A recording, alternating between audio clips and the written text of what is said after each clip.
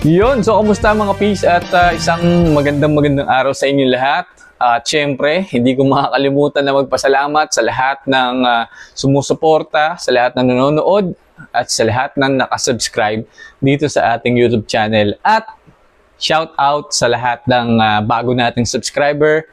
At kung hindi ka pa nakasubscribe, hit mo na yung subscribe button.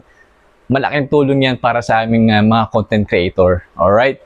So, ngayong araw ay meron tayong re-reviewin na bago na namang protective gear nating mga mahilig sa motorsiklo. Ayan. So kung dati, pinakita ko sa inyo or nag-review tayo ng riding jackets, riding shoes, helmets, at kung ano-ano pa, mag-upgrade tayo, no? So meron tayong bagong riding boots na magagamit natin sa ating mga rides. So, kung interesado kayo mga peace, ay syempre, stay tuned lang.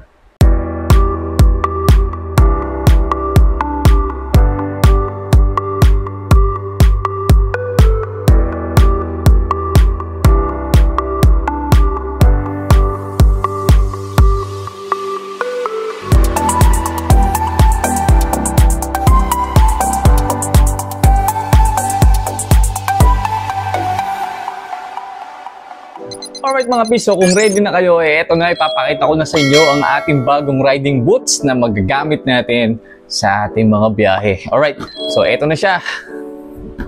Ayan, ang OG boots. Ayan. So eto yung box niya mga pis. O, diba?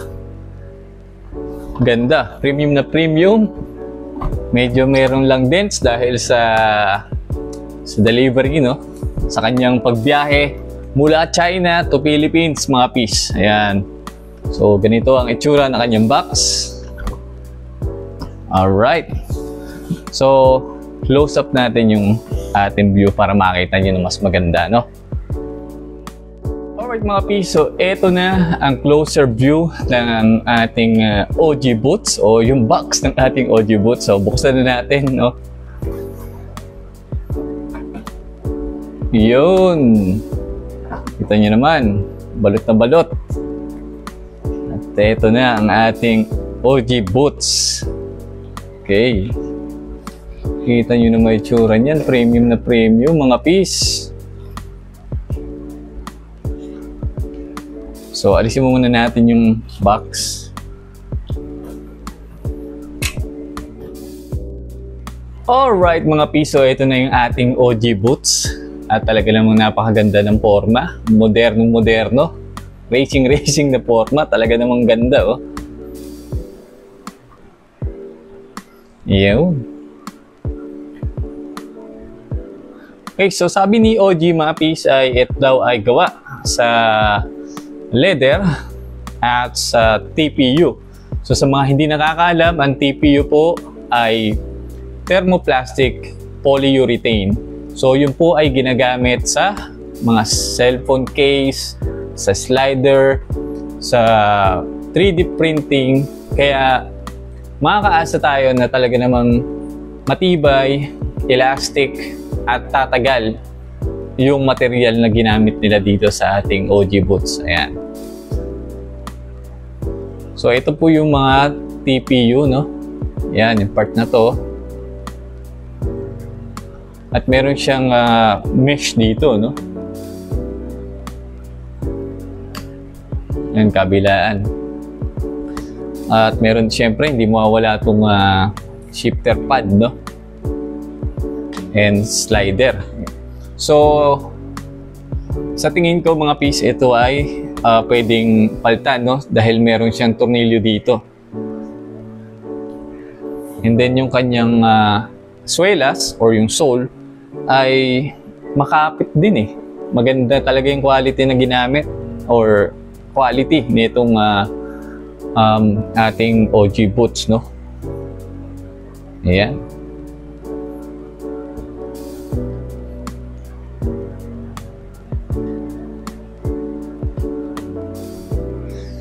And then, ito po yung loob niya, mga pis. So, meron siyang mga foam. Ayan. So, Maganda-ganda rin yung ginamit nila dito. Okay na okay. At paano ba ito isuot mga piece? Ayan. So, meron siyang tatlong level ng parang lock sa ating paa, no? So, una, ito. Gagawin natin. Bubuka lang natin to mga piece. Ayan. Ayun. And then, ito po ay adjustable, no? Ayan. So, pag nabuka na natin, pwede nating kalasin na ganyan. So, pwede nating i-adjust depende sa kung gaano kalaki or kaliit yung ating binte. Yan. So, para i-adjust to, angat lang natin to, yun. And then, pwede na natin siyang sikipan at luwagan. So, kapag satisfied na tayo sa adjustment, so para i-lock, ay press lang natin. Ayan. Ganyan lang po siya mga piece. And then, kapag to ay naibuka na natin, so pwede na natin siyang buksan. Yung ganyan po yung forma niya. And then, meron siyang velcro dito. Yan. Tapos, yung zipper. So, yung zipper natin, mga piece, ay gawa ng YKK. So, talagang matibay ito, mga piece. Maganda-ganda yung ginamit nilang zipper. So, ibababa lang natin to. Ayun. At ganyan po ang kanyang itsura, no? Ayan. Alright, so pakita ko naman sa inyo kung ano itsura niya kapag suot na natin mga piece. Alright mga piece, so ito na yung ating OG boots. At papakita ko sa inyo kung paano natin isuot itong OG boots, no? So ngayon naka-open na siya, no? So suot na natin.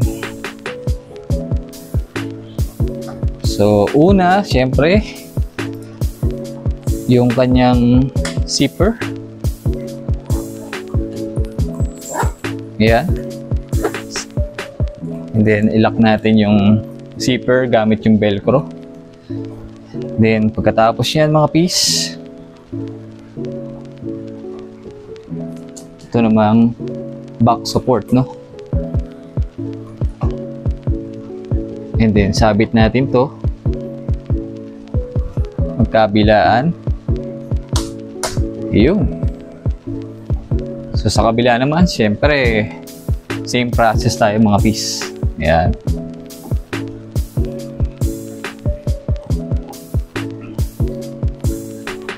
So, zipper. Tapos, velcro. And then, itong support.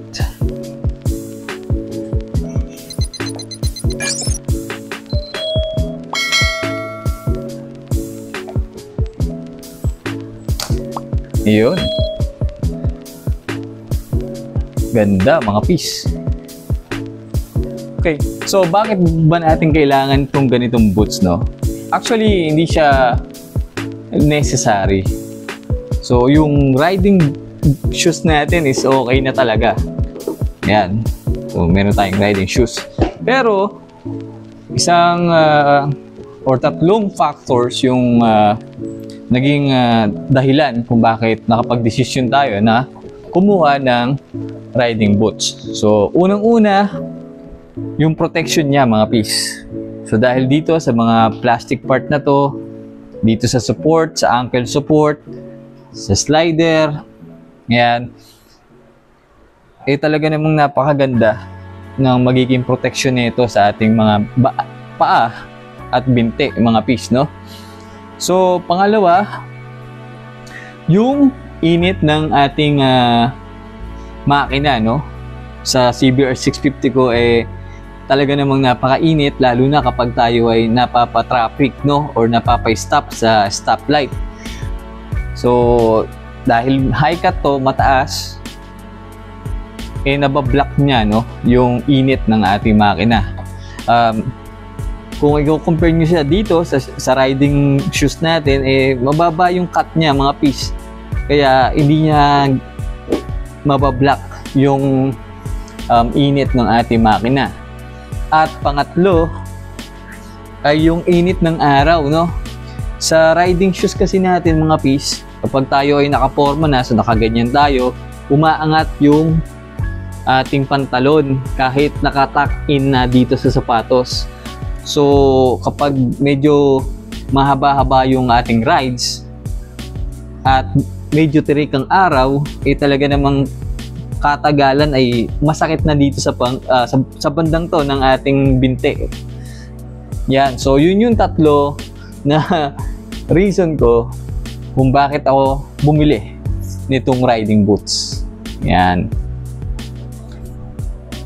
At syempre, aesthetic na rin dahil napakaganda na itsura niya mga peace. Ito nyo naman. Alright, ayos. Alright mga peace, so nakita nyo naman kung gaano kaganda, ka-aesthetic itong OG riding boots natin. At yung protection na maibibigay nito, lalong-lalo na sa mga long rides natin. So, ang model nga pala nito mga peace ay AR1. So, OG Boots AR1. At meron siyang iba't ibang variant or kulay, no? So, meron siyang black-red na katulad nito.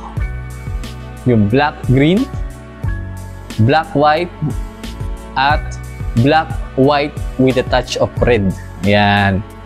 So, kung maitatanong nyo mga peace, magkano ba to? Kung baka interesado kayo, ito po ang original price ay nasa 11,700. Pero nakuha ko lang siya sa Shopee Racing ng 9,700. So, napakalaking discount yung nakuha natin mga peace. Ayan.